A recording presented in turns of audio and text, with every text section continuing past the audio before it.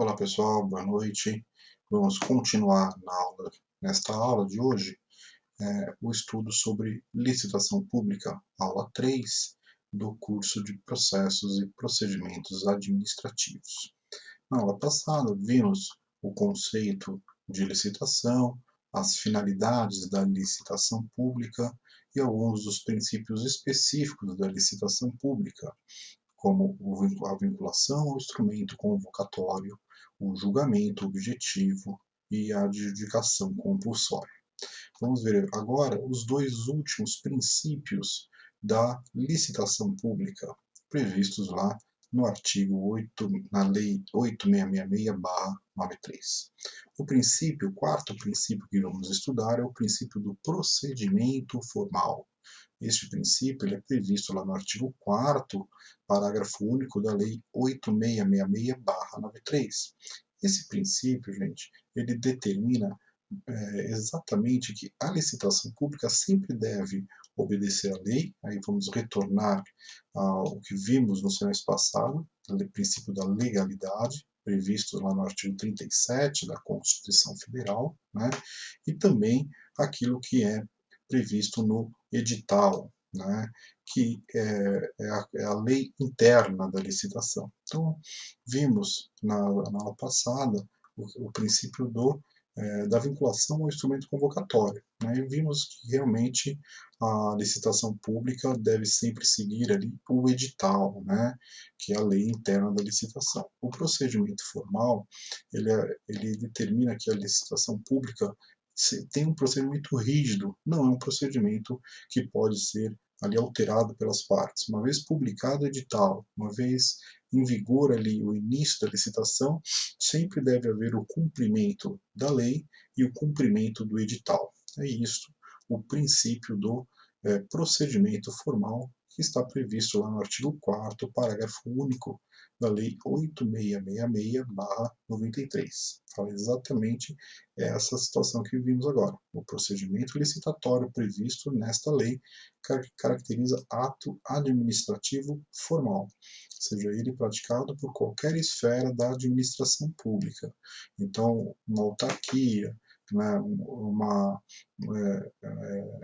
qualquer órgão da administração pública, o INSS, por exemplo, né, que queira fazer uma licitação pública, sempre deve respeitar este princípio do procedimento formal. Respeitar a lei, principalmente a Lei 8666/93, que é a Lei da Licitação Pública, e também o edital daquela licitação. Então, se o INSS, por exemplo, quer comprar papel sulfite para suas agências, né, ela deve respeitar sempre a lei, né, a Lei 8666/93 e o edital, né, na escolha daquela empresa que vai fornecer aquele, aquele material, aquele papel sulfite para a agência do INSS. Então, este é o quarto princípio da licitação pública, procedimento formal. O que caracteriza esse princípio, as palavras-chave, né, é a lei, princípio da legalidade, e o edital. Né? Sempre deve haver respeito a essas duas questões da Lei 8666/93. A legalidade, que a previsão é no artigo 37 da Constituição Federal, e o edital, que é previsto na Lei 8666/93. O último princípio específico da licitação pública é o princípio do sigilo das propostas. O que fala o princípio do sigilo das propostas? Esse princípio está previsto lá no artigo 3º, parágrafo 3º da Lei 8666/93. A violação das propostas é crime, previsto nesta mesma lei, que dá uma pena de detenção de 2 a 3 anos, além da multa. Como é que funciona a questão do sigilo das propostas? Sempre que uma empresa quer participar de uma licitação pública, ela deve apresentar à administração proposta de preço. Por exemplo, vou dar o mesmo exemplo do INSS. Então, eu tenho 3 empresas que estão querendo vender papel sulfite para o INSS. A empresa A, a empresa B e a empresa C. A empresa A vai apresentar um preço. E esse preço é inserido dentro de um envelope lacrado. Por que o envelope é lacrado? Por que o envelope tem esse sigilo? Por que as propostas devem ser sigilosas? Né? Porque as outras empresas não podem ter acesso a este preço, porque senão o certame pode vir a ser contaminado por uma fraude. Né? O objetivo da licitação é sempre buscar a proposta mais favorável, né? E que se dê a mesma oportunidade a todos. Ora, imaginem só, a empresa A apresenta a sua proposta. Aí alguém de dentro da administração pública verifica o preço dessa, dessa proposta, né? E passa para outra empresa. Você, olha, a empresa A está oferecendo tantos R$ 1.000 para o oferecimento do papel sulfite. Apresenta um preço mais baixo para você conseguir ganhar. Né? Então, isso não é justo, isso não é ético, né? Isso não é correto. Né? Então, é por isso que a lei fala que todas as propostas devem ser sigilosas, todas as propostas devem ser colocadas de forma sigilosa. E como é que se faz isso? Quando a empresa vai entregar a proposta para a administração pública, ela faz a planilha de preço dela, né? Ela insere dentro de um envelope fechado, lacrado, normalmente que esse envelope não seja transparente, né, obviamente, né, ou não seja nem branco, é recomendado até o envelope pardo, o envelope uma cor mais escura, que não dê contra a luz ser verificado o teor dele. Né? Importante sempre que o envelope seja, além de lacrado com cola, né, seja também colocado uma fita, para evitar realmente alguma forma de abrir esse envelope. Né. Principalmente a cola, ainda mais essas colas atuais que são colas plásticas, né, é fácil você abrir sem danificar ali o envelope, né, com vapor de água, por exemplo, né, com contra a luz, como eu já falei, com uma vela, enfim, e pode vir a abrir o envelope. Então, é sempre importante que esse envelope seja lacrado o melhor possível, né, para que seja evitado realmente que essa proposta seja violada. Né? Se descobrir realmente que houve essa violação, que houve a violação a este princípio do sigilo das propostas, né?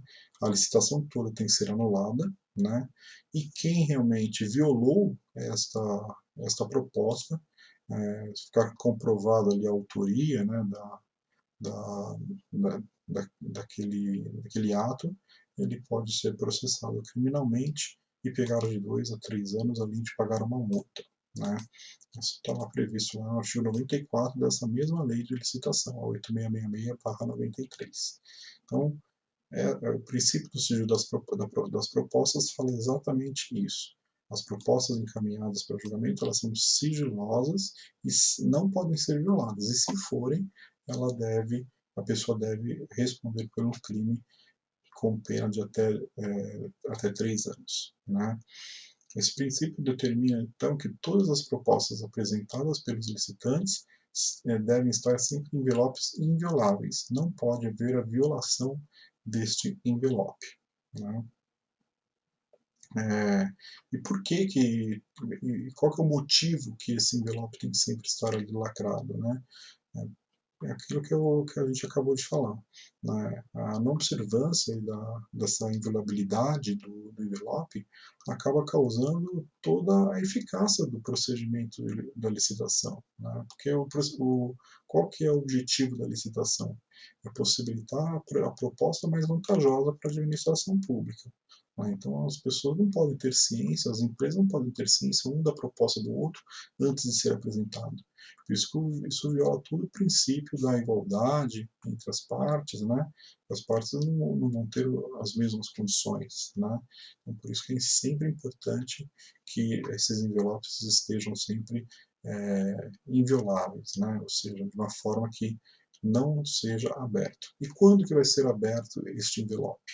Né? Quando que vai ser demonstrado quem venceu a licitação? A gente vai estudar isso nas próximas aulas, Mas já adiantando um pouco, após a entrega dos envelopes, o edital, né, que é o procedimento formal e o princípio lá da vinculação ao instrumento convocatório, ele vai marcar um dia e horário para abertura desses envelopes. E essa abertura desses envelopes com as propostas é feita de forma que todo mundo esteja presente. Né? Então, todos os representantes das empresas estão presentes no dia. É aberto envelope por envelope, demonstrado um a um, né, quais são as quem são, na verdade, os vencedores, né, e quais são os preços das propostas apresentadas por cada uma das empresas. Se tem 50 empresas, vai ser aberto os 50 envelopes. Sempre os envelopes são abertos um a um, até se descobrir ali qual que é a empresa vencedora daquele certame. Né? Isso é a gente falando numa licitação, obviamente, que está tratando do menor preço. Né?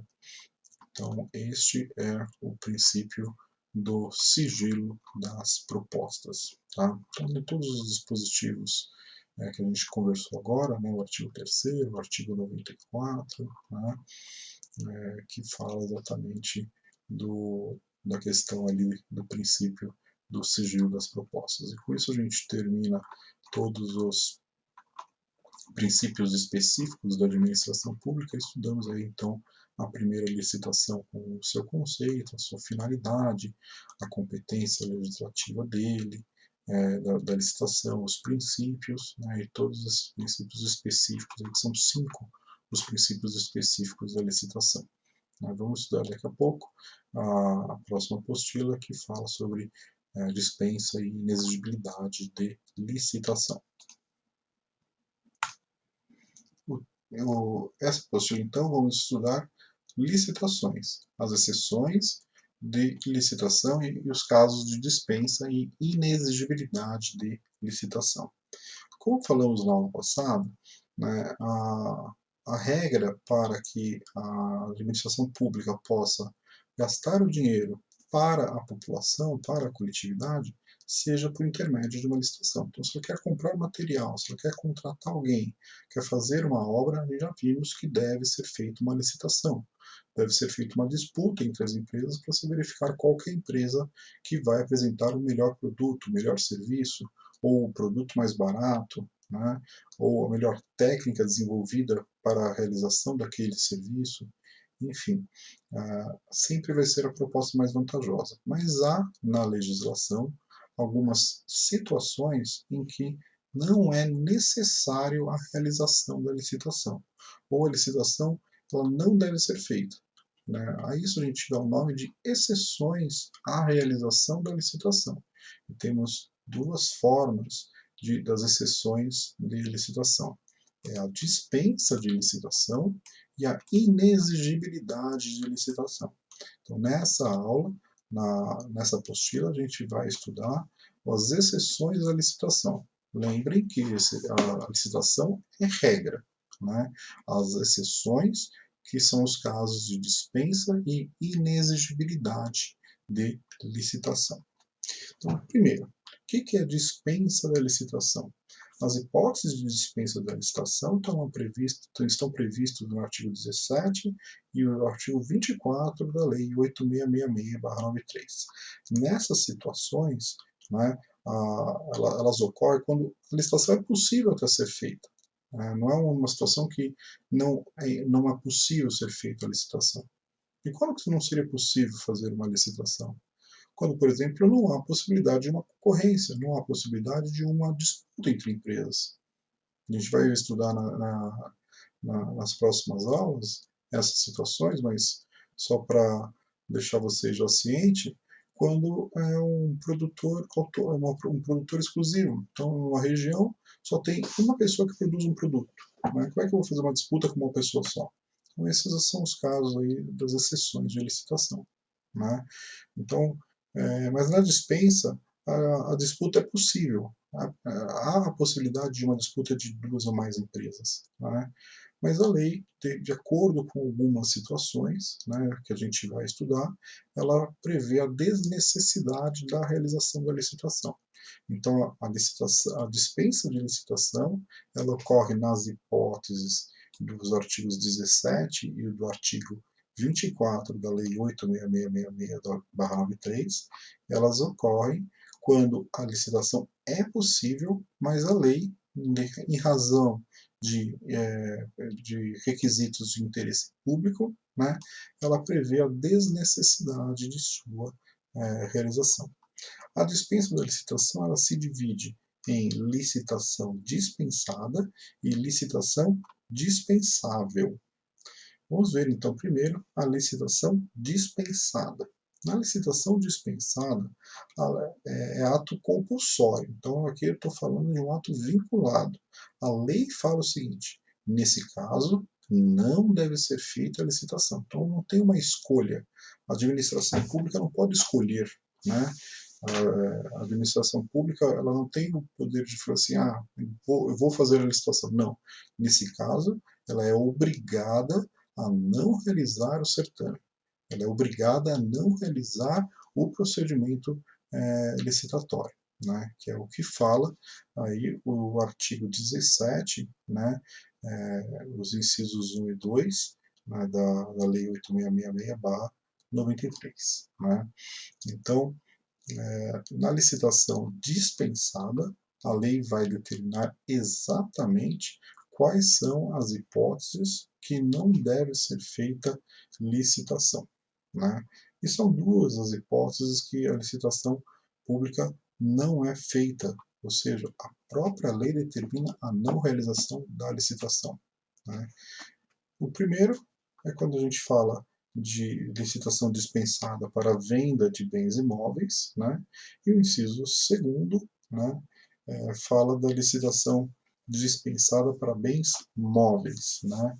Para quando se trata de bens móveis, está lá no inciso segundo, e quando se trata de bens imóveis, está no inciso primeiro. Né?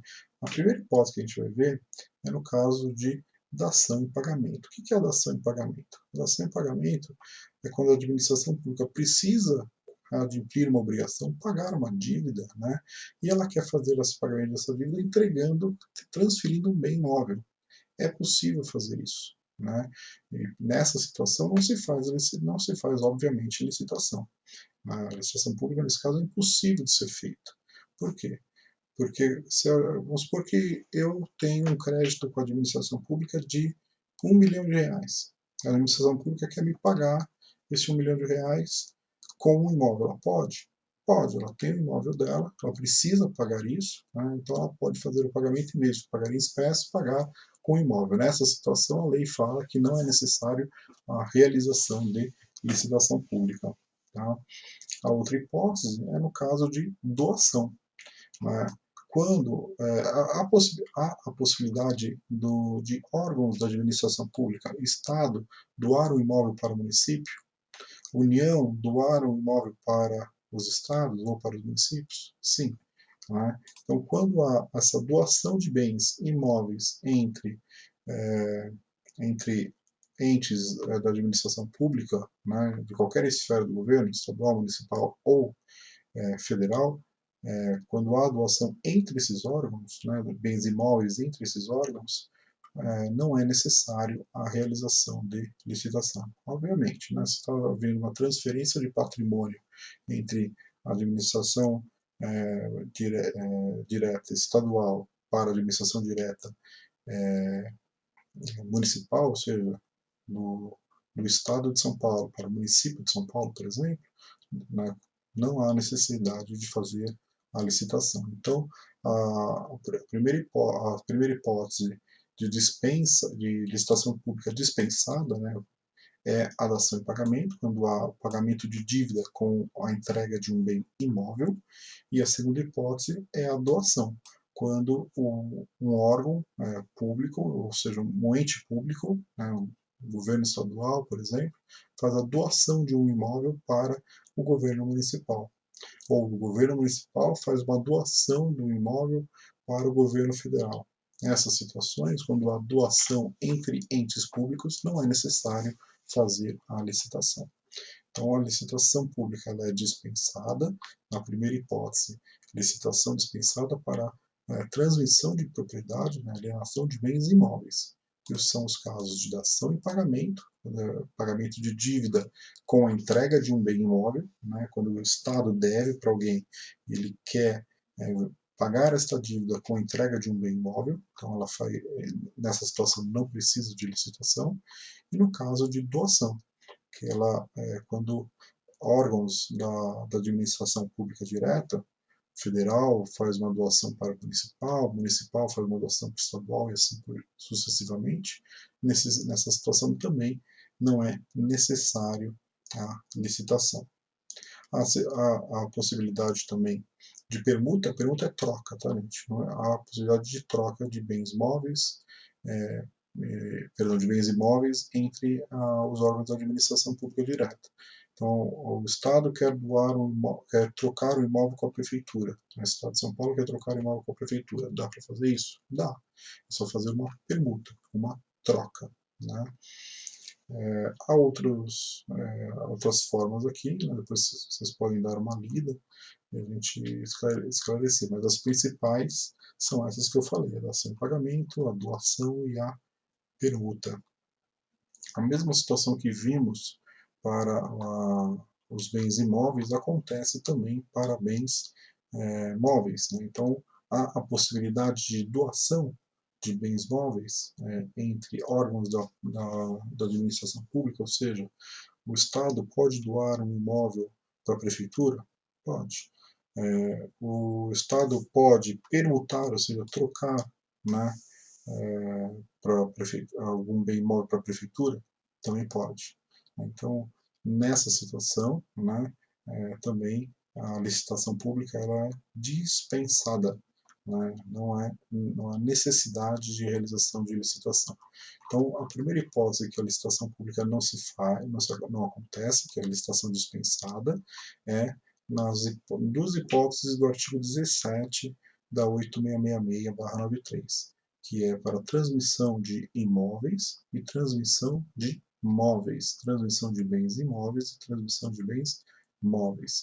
E aí vimos aí cada uma das principais hipóteses da transmissão de bens imóveis, né, que é a dação, pagamento, a doação e a permuta, e vimos as mesmas hipóteses para a transmissão de propriedade de bens móveis, um carro, uma moto, uma ambulância, pode haver essa doação ou pode haver até a permuta, né, a troca de um bem por outro, né?